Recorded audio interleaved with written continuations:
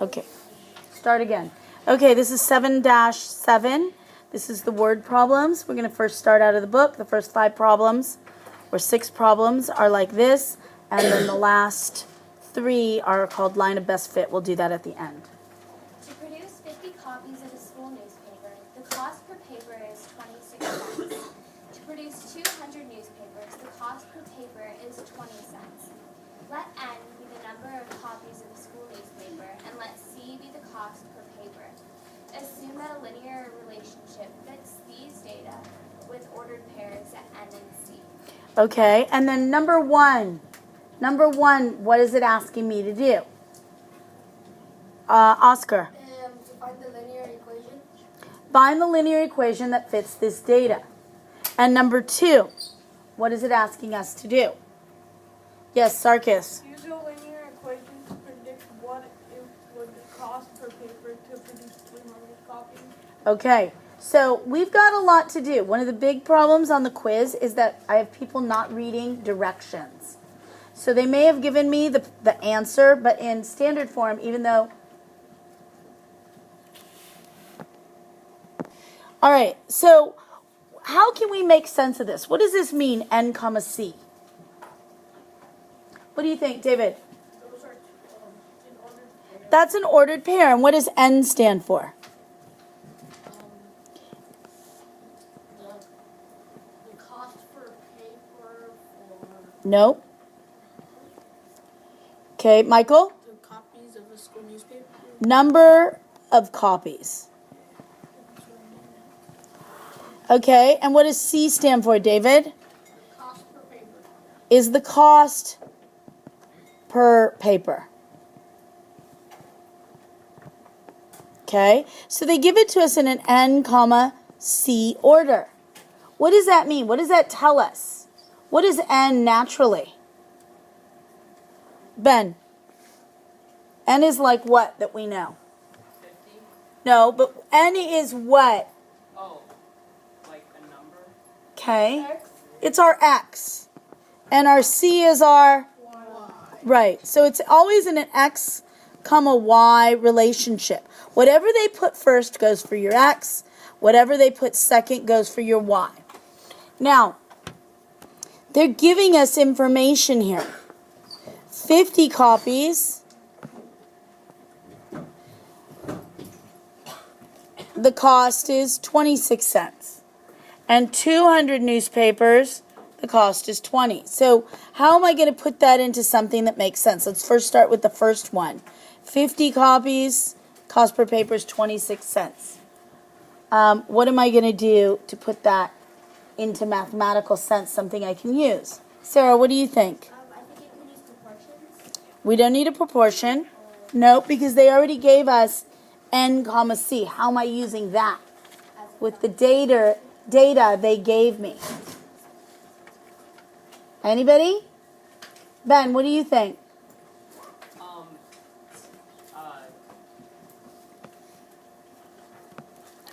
know. They told you, assume that a linear relationship fits these data with ordered pairs N comma C.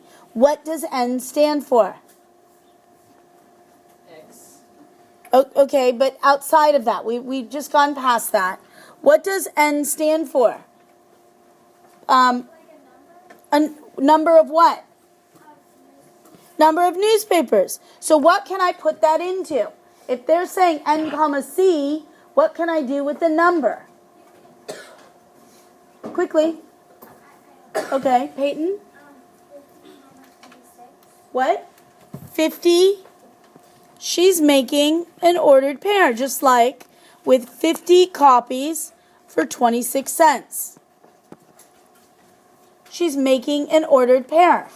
Now, what else are they giving us? Rogelio? How much newspapers you have to produce? Nope, there's still more data.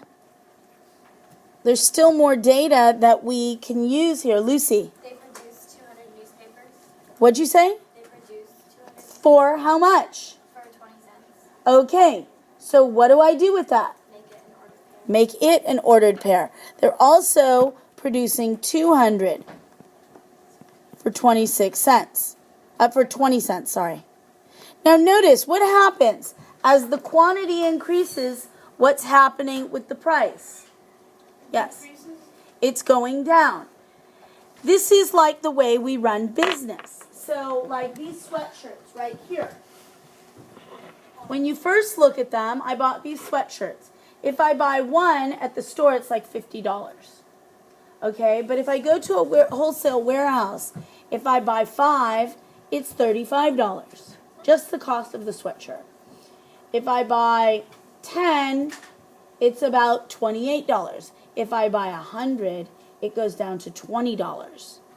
Do you understand? So the more I buy, the bigger quantity, the cheaper the price. They give you a deal. And that's how we work business. We buy things and we sell them we raise the price and sell them for a higher price to cover the cost. So the same thing is happening here. Now, I'm noticing I have 2 ordered pairs. What can I do with 2 ordered pairs when in my quest to find the linear equation? Sadat. You can find the slope. Okay, so how would I do that? What formula would I use? M equals y2 minus y1 over x2 minus M equals y2 minus y1 over x2 minus x1. Okay, and what do I substitute in?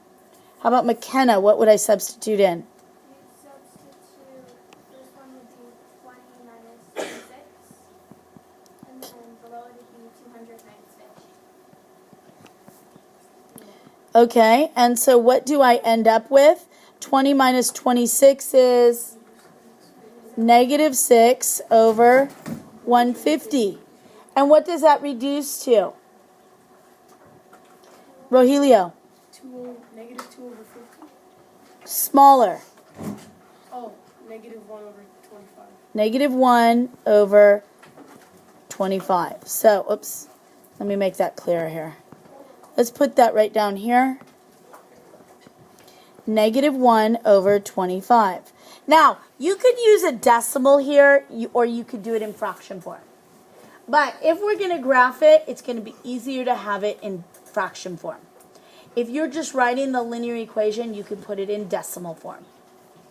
Does that make sense? How would I get negative 6 over 150 into decimal form? Yes. Put it into 100. Okay. How do I turn a fraction into a decimal?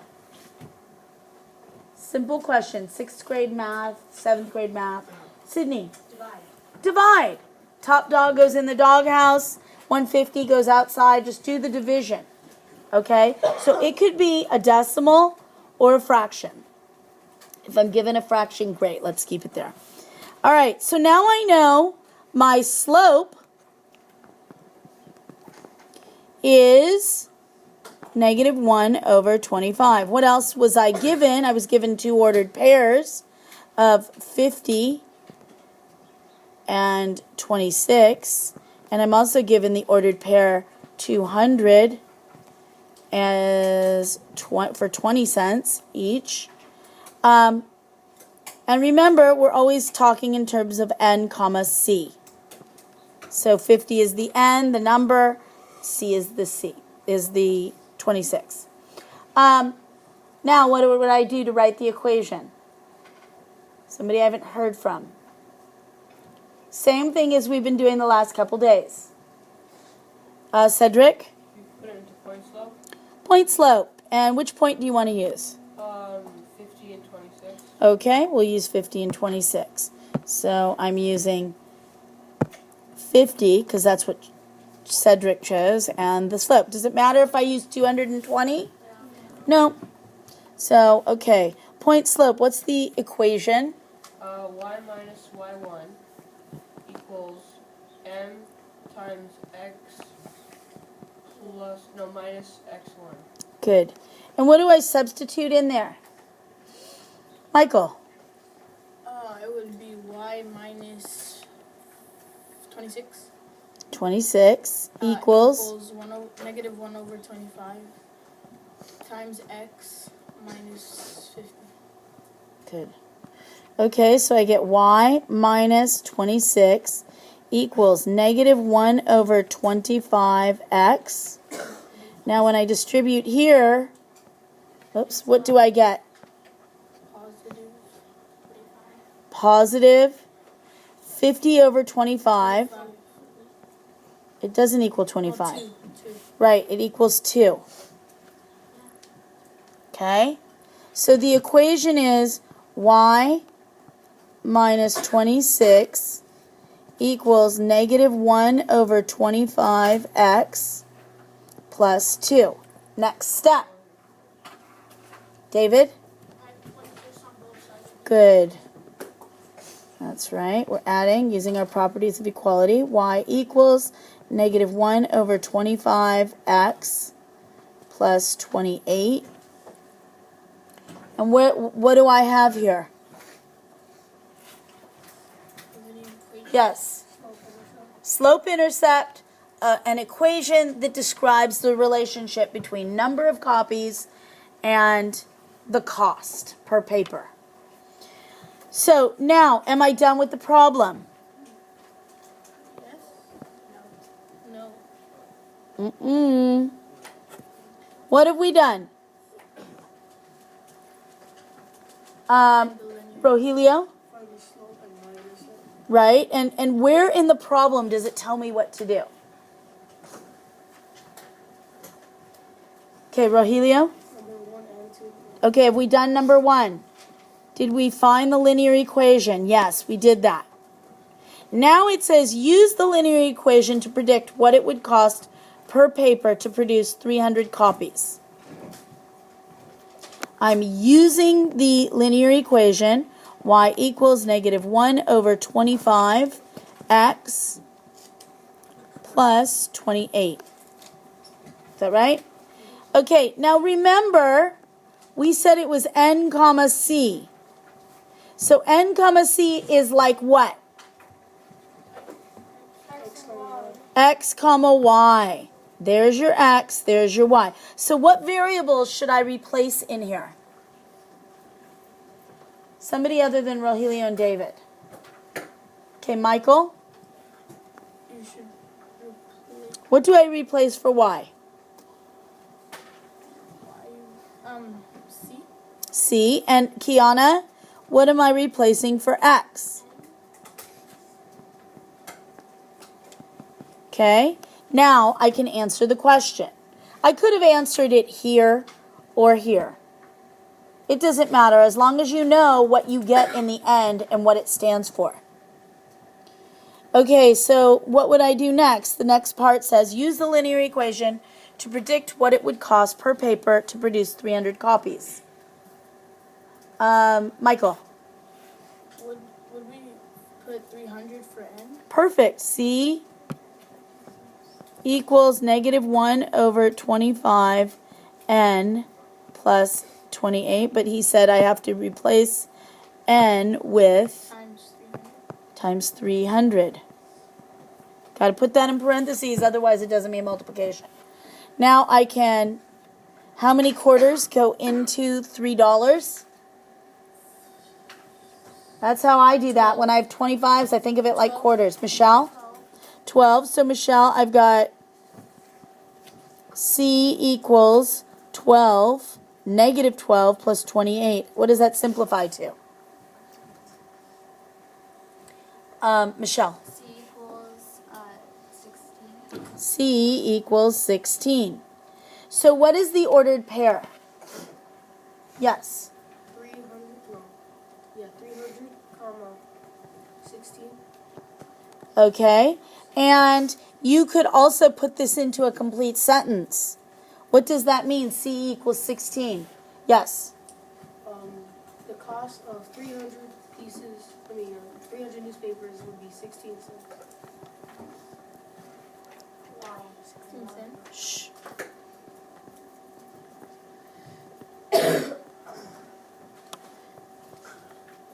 Is 16 cents. Okay? So that really tells me you know what you have when you put it into a sentence, or even if you did this. Per paper. Okay? Questions? So the second part of the homework tonight, the last 4 problems, will be on a line of best fit. Now, they can ask this in a number of ways. They might ask you to use the data from the table. They might ask you to graph the line of best fit. They might ask you to write the equation. So the directions are very important here. All right, if I have a table that looks like this, okay, first of all, what do you think is going to be your X and what's going to be your Y? Circus, what do you think is going to be your X?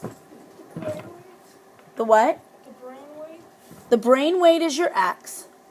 and the max life is your Y.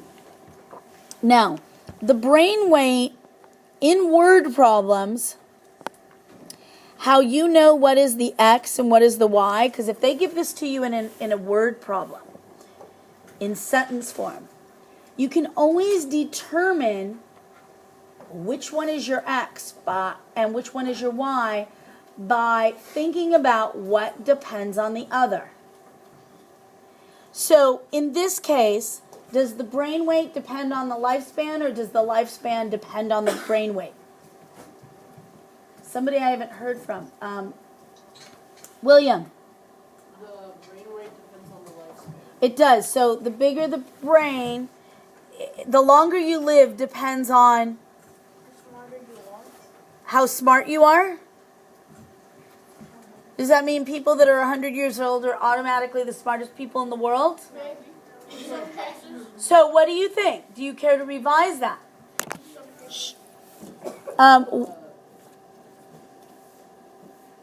max life depends on the brain weight. Right.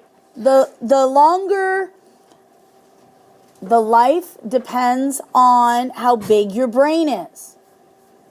So think about an insect. Does an insect live as long as we do? No. Does a mouse?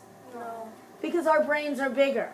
So what they're saying is there's a relationship between the length of time that you live and the size of your brain. And the bigger the brain, the longer you live. We don't live as long as dogs. Okay? All right. So now that we've determined that life depends on brain weight, this then becomes your depender or dependent, and this is your independent. Now, when you set up an X and Y axis, the X is your independent. And this, the Y, is your dependent. Okay? Now, I'm telling you that because right here they gave it to you nice and easy in a table. But in a word problem, you're going to have to start setting this stuff up by yourself. So you've always got to ask yourself, what depends on the other? And whatever depends on the other goes on the Y-axis. Does that make sense? Okay. So, if I continue to look here. So what's going on my x-axis? What do you think? Anybody? Bren. The brain weight. The brain weight. Because the dependent is the lifespan and that goes on the Y. That's dependent. Now notice, for brain weight, it goes from 4/10 to 440. So I've got to make the scale between 4/10 and 440. How do you want to increase this by? Each line. Yes. By 50. Okay, we can go by 50. We can go by hundreds. Mine happens to do it by hundreds. But notice, on the y-axis, the life span is by years of tens. Okay? That's okay. You get to decide. And now I'm just going to plot the points. 4/10 is barely over. I'm not moving anything over. Because between 0 and 100, 4/10 is barely over. And then I'm going up 3 2/10. Put the point. 50 across, about 50, and almost 10 up. I'm eyeballing this. 157. I'm moving, starting at the origin, and I'm moving 157 and then 22 up, about 22 up. Do you understand how I'm plotting these points? Oscar, is this clear? Yeah. Okay, and I just go through the table and plot the points. And I just keep plotting. 325, 41. 419, 40. 440, 50. Now what I'm going to do is I'm going to, so here are the directions. First of all, we'll come back to this. Okay. The next thing I'm going to do is draw a line of best fit. Think of your little points like they are magnets, okay? You're going to think of them like magnets. And this is a piece of metal. And you want to lie that line of best fit so that you will attract most of the points. You want to attract most of the points. So if I draw my line like this, is it attracting most of the points? No. It's going to get these right in here, but it's not going to get the others. If I draw my line like this, will it get most of the points? No, because that line is a piece of metal and it's only going to get these near the 20 range. If I draw my line here, it's pretty close, but it's going to get these that are closest to the line. I think we could make it more accurate.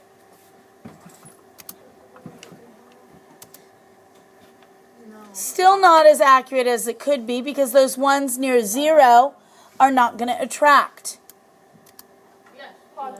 So you take your line of best fit and you really kind of draw a line that is like in the center of most of the points.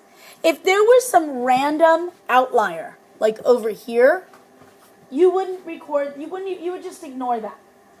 An outlier is something that doesn't go with the rest of the data. And I draw that, and I pick 2 points on the line. I'm picking 2 points. So one more time, here's what we do. We plot the points. We draw the line of best fit. And now, we're going to take 2 points from the line. Okay? You don't want to pick 2 points too close together. Because the line could, like, the diagonalness, if I pick these two, it's too much room for error. So you want to pick points that are kind of far apart. And that intersect at 2 boxes. It could be this point right here. Even though there's no point of data, because that's the line, I could pick this and this. But we want to go as far apart as possible. Is that making sense? Yes. Is the second point that we chose the one that's not 310? 300, comma, yes. We're going to use 350. Now it's 450, because I wasn't standing close to it. So if you go over here, it's 450 across, and it's 50 up. Okay, so now I'm not picking exact data points from the table, but I'm picking data points off my line of best fit. And what can I do with 2 points? What can we do anytime we're given 2 points? Yes? Find the slope. Find the slope. I can find the slope. And once I find the slope, what else can I do? Yes. Write an equation. Right. Use a point and the slope and write the linear equation. So, question? I know. Okay, so I've got my 2 points and I put them into slope. You must use the slope formula. 50 minus 10 equals, over 450 minus 50. Now, why did I all of a sudden switch to that about sign? Why did I switch to the about? Because you're not sure if it's even. Is it Amara? It's not the exact point of this red point. It's slightly off from that. It's 2 lines on the line of best fit. We're trying to create an equation so that we can use it for future predictions. So now I get this. I get 40 over 400. I can reduce that to, yes? 10 over, 4 over 40. Okay, Oh. which reduces even, Oh, 1 Yes. over 10. 1 over 10. Or 1/10. We can use the decimal, or we can do the fraction. Either one will work. I personally, if it's easy enough for you to put in fraction form, if you ever have to graph this, you want it in fraction form. But a lot of people are way more comfortable with the decimals. And I think at this point, I would use, now that I know my M is this, I would use my point slope. Y minus Y1, which is 10, equals 0 and 1/10 times X minus 50. I'm going to distribute Y minus 10 equals 0 and 1/10 X minus 5. Add 10, and we get Y equals 0 and 1/10 X. What's it going to be? Plus 5. And there's my linear equation. Now, what this allows me to do is predict any lifespan for any species. Because let's say I have the size of a goat, and that's not on the list, and we take the brain weight of a goat, we can input that for our X, and we will get a predicted lifespan for a goat. Okay? Questions? Yes? How heavy is a human's brain? Not quite sure on that one. Let's see. All right. Now, let's look at this. This is the actual equation. It's pretty close. It's only 3/100ths off on the slope and 4/10ths off on the... Now, I want to go back to this. Let's talk if this was money. Let's say I'm selling something, and this is the pattern that describes my selling pattern on a yearly basis.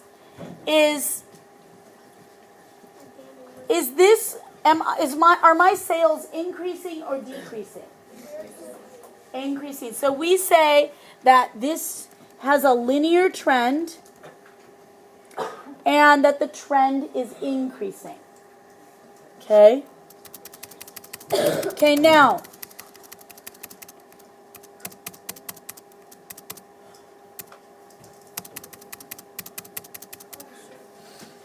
okay, when we have an outlier like this one right here, an outlier is just a piece of data that doesn't fit the pattern. And that happens. You know, it happens. So we just ignore it when we're doing our line of best fit. Here we go, right there. Okay, let me see other things that we need to do. when we're looking for the line of best fit, it doesn't have to go through any points, but you want the equal number of points above and below the line. And the points that should be attracting to it, like a magnet. In this case, if this were money, is it increasing or decreasing? Decreasing. The trend is decreasing. And we choose any 2 points. It could be on the line. When we're choosing our 2 points, if you choose them too close together, look what happens. My line could really be, but if I'm choosing them pretty far apart, it's going to make my line more accurate. So we want to choose points that are far apart.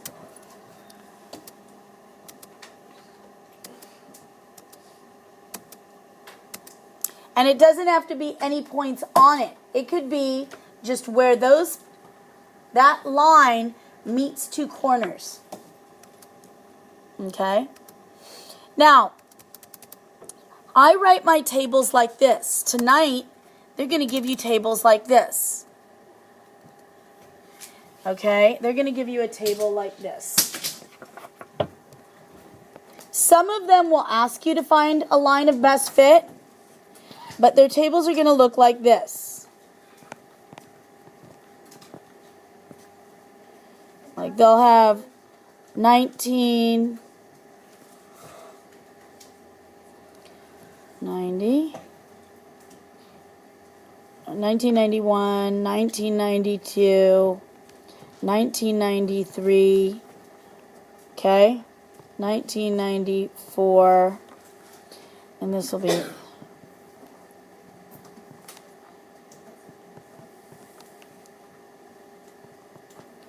okay. The top row always stands for what? X. And the bottom row always stands for your. Now, read those questions clearly, because sometimes they might just want you to write the equation. If they want you to write the equation, all you have to do is pick 2 points. You know, pick 2 points pretty far apart. You know what I'm saying? 2 points far apart. And then just go right for your slope. This would be 1991, comma, 0 and 9/10. And this one's going to be 1995.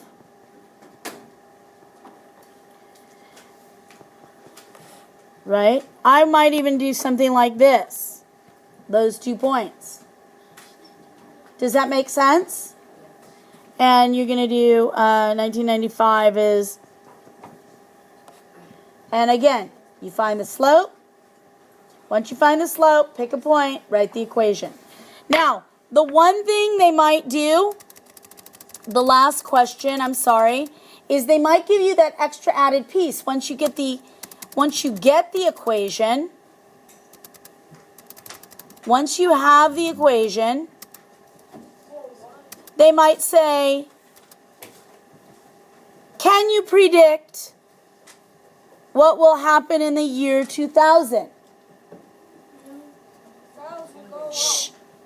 No, you got to use the equation. Where does the year 2000 go? For X, substitute it in and solve for your Y. So that's the extra piece of information. All right, I do highly suggest you be here for homework today after school. And then you get an estimate. So, let's say a car company, they can predict, based on last year's sales, how many they need to make for next year. Or do they need to discontinue the line? All right. That's it.